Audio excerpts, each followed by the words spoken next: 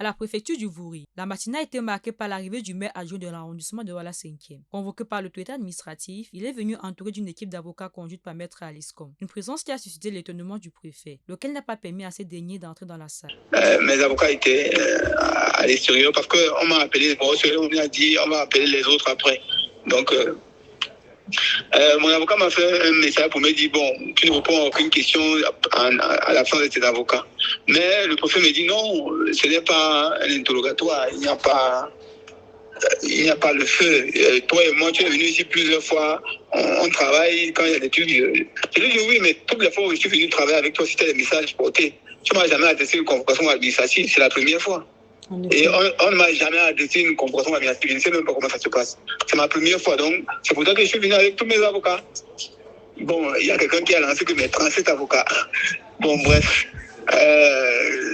C'était vraiment convivial. Honnêtement, je ne peux pas vous dire que je sais pourquoi on m'a appelé. Parce que le préfet m'a dit que pourquoi je ne pars plus à la mairie travailler. J'ai dit quelle mairie? Moi, je pars à la mairie régulièrement. La preuve, telle date, la mairie de Douala 5e a les caméras. On peut vérifier les caméras de Douala 5e. On va voir que je pars effectivement au travail. Selon l'élu, les raisons de sa convocation restent floues. Il affirme que le préfet lui aurait reproché son manque de régularité à la mairie et son choix de se présenter accompagné de plusieurs avocats. Le préfet lui parlera d'un simple échange et non d'une interrogation. Après, il m'a dit que voilà, je suis une autorité, j'ai des droits, j'ai également des devoirs.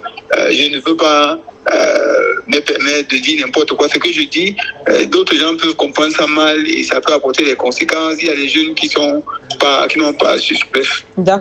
la maturité pour analyser tout ce que je vais dire et après ils vont se mettre à brûler, à casser.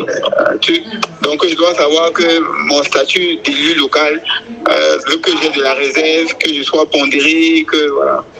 D'accord, monsieur le maire. Donc, quand il parle de n'importe quoi, il fait allusion à vos multiples sorties au sujet du candidat Issa Chiroma. Mais honnêtement, il n'a pas fait allusion à ma sortie, puisque honnêtement, moi, en venant, je me disais que c'est peut-être pour ma sortie à Equinox ou alors.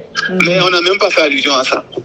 En fait, pas directement. Peut-être qu'il a parlé en l'air sans vouloir directement parler de ça, en me disant que je dois être pondéré parce que je suis une autorité, parce que ce que je dis a plus de poids. Il y a des gens qui m'écoutent, qui prennent toutes mes paroles comme des paroles d'évangile, et voilà. D'après nos informations, l'entretien s'est déroulé dans le calme. Le préfet aurait invité le maire adjoint à plus de retenue et de responsabilités. Rappelons que son statut peut fortement influencer les jeunes de la commune. Quelques heures plus tôt, le maire adjoint avait publié sur sa page Facebook une lettre ouverte dans laquelle il disait être prêt à se sacrifier pour la vérité, la justice et la démocratie. Il y demandait notamment la publication des 31 653 procès-verbaux électoraux et appelait la communauté nationale et internationale à soutenir sa démarche. Une sortie qui intervient dans un climat politique tendu, alors que les appels à la transparence se multiplient depuis la proclamation des résultats.